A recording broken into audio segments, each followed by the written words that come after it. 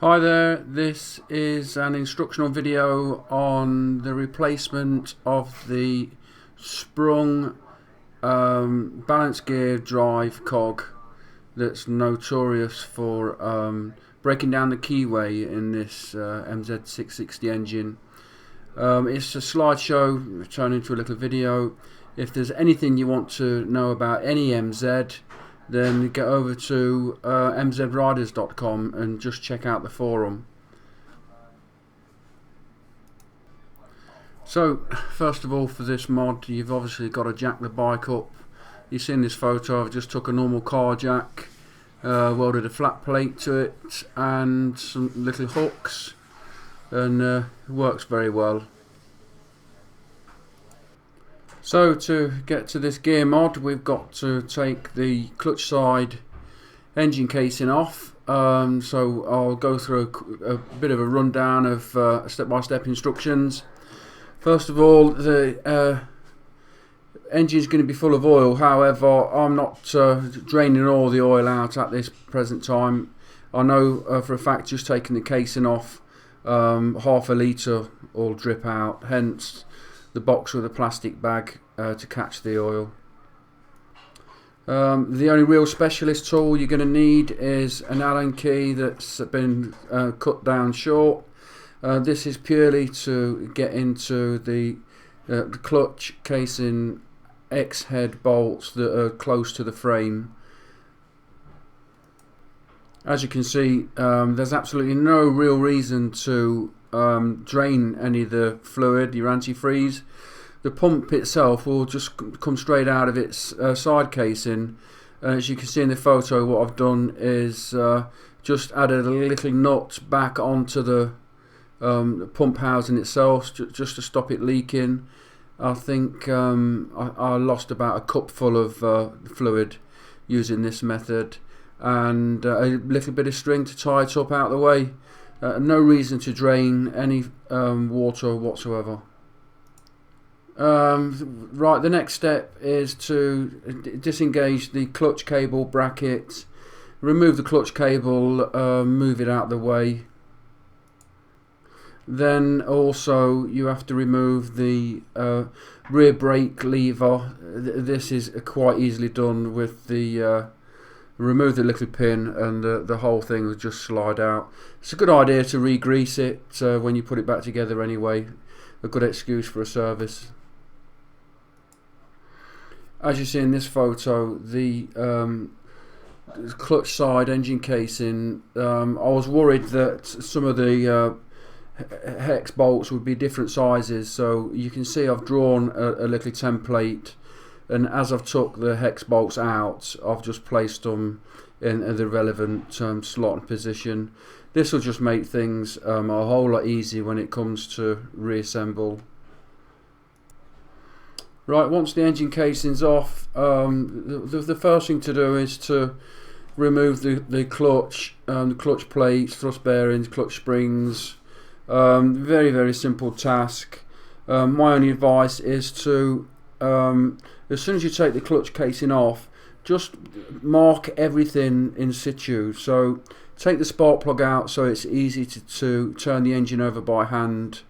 Line the clutch casing and the clutch basket. Line up the two timing marks on the balance gear and the drive gear, and use a little black marker.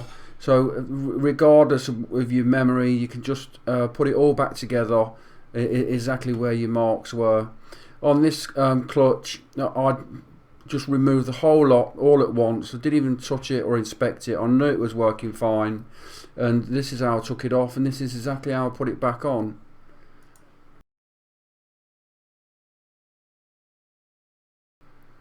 Here you can see again with the clutch plates removed, again more marks, just to, if that's where it was when I took it to bits. If I put it back there when I put it back together, then everything's going to be fine.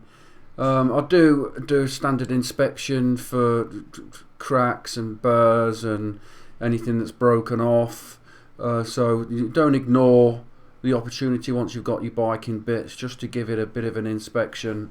You'll be surprised how new these things look when you take the engine casing off. So with the clutch casing off and the clutch removed, you can see the bottom left hand of the picture, the drive cog there for the balance shaft, and to the top of the picture there's the drive gear for the balance gear. And I don't know whether you can spot a little spring at the back there, but that's the cog that we're going to replace today. For the sake of it, again, you'll see I've lined up the two dots with the two gears, just to give me a rough idea of how everything looks for when I put it back together. I've peeled back the locking tabs on both the nuts for the drive gear and the balance gear, and I'm going to proceed to undo them.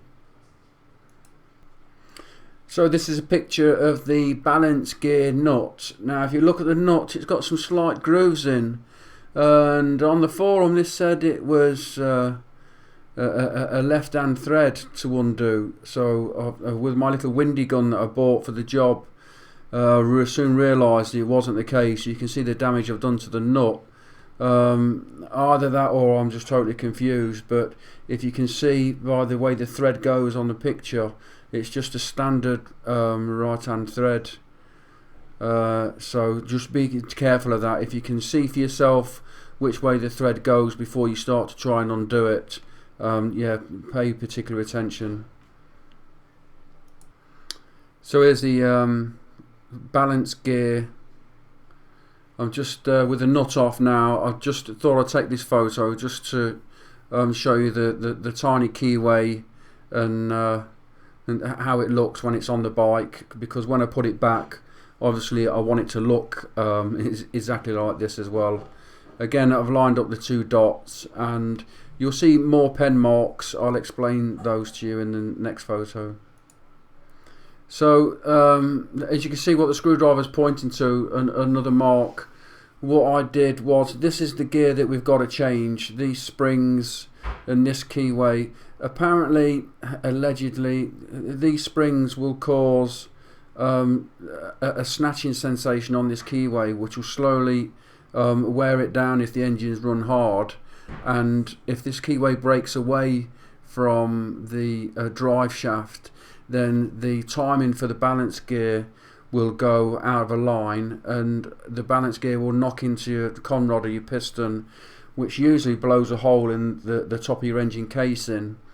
It's a bit of a worry. Yamaha have known about this problem, and in their new models, the Raptor being one, they've replaced this cog gear with a solid model, which is exactly what this mod is all about, using a solid 700cc Raptor balance drive as a replacement.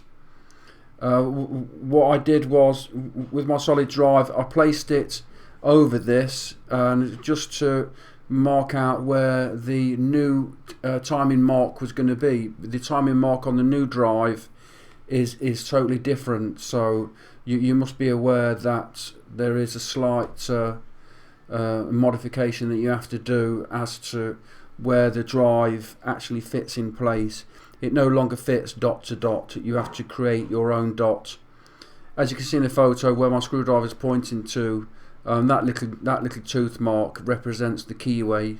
So I use that keyway as a representation to where the new cog's going to fit.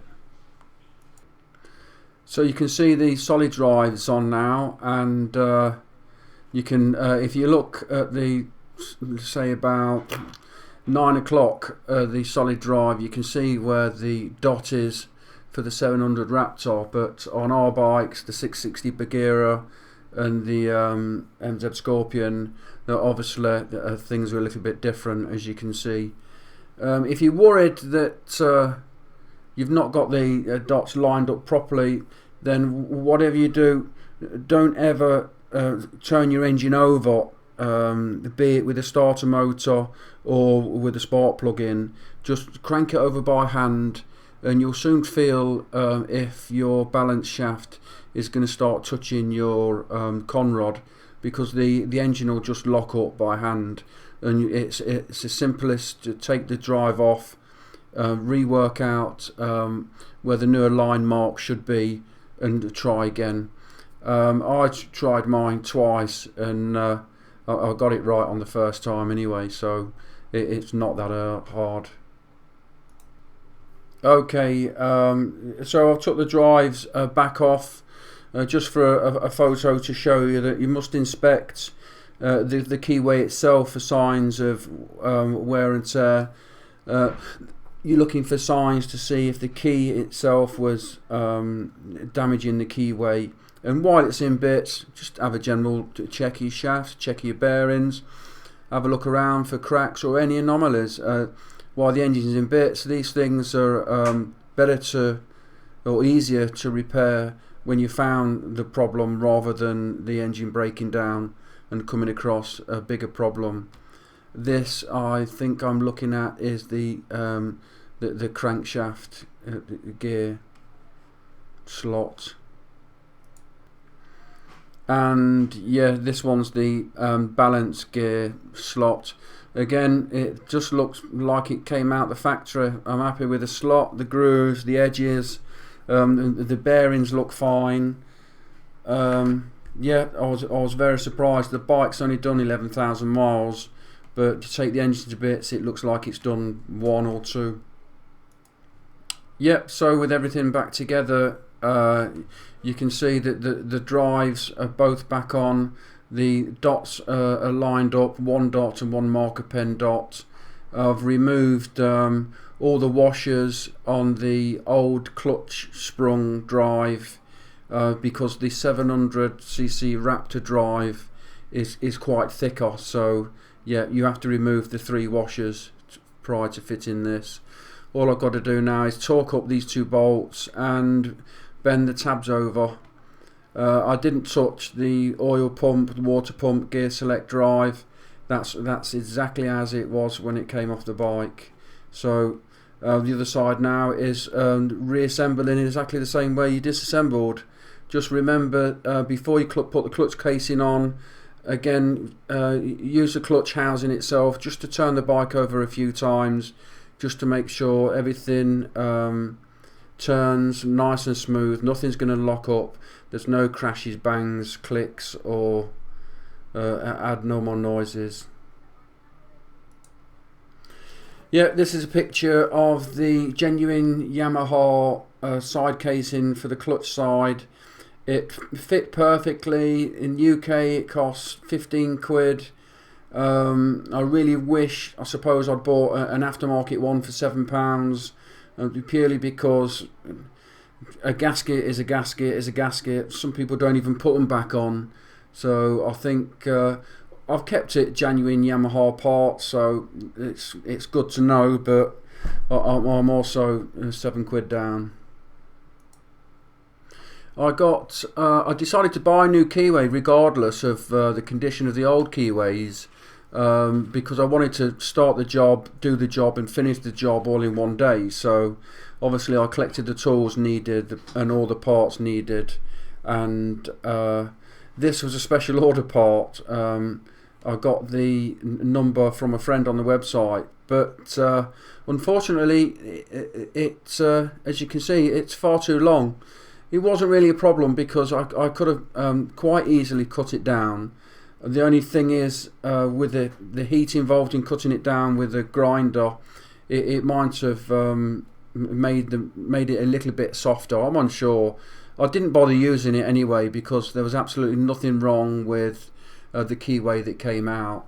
As you can see by all the photos, there was absolutely nothing wrong with any of the parts that came out, but it was a modification that I wanted to do. People do it, and in all the modern Yamaha engines now, the sprung gear is in none of the engines anymore. So Yamaha recognise that over time it will and can cause a problem. So I've eradicated that issue now. If anybody wants this keyway, I think it costs £4.50, so yeah, you can have it.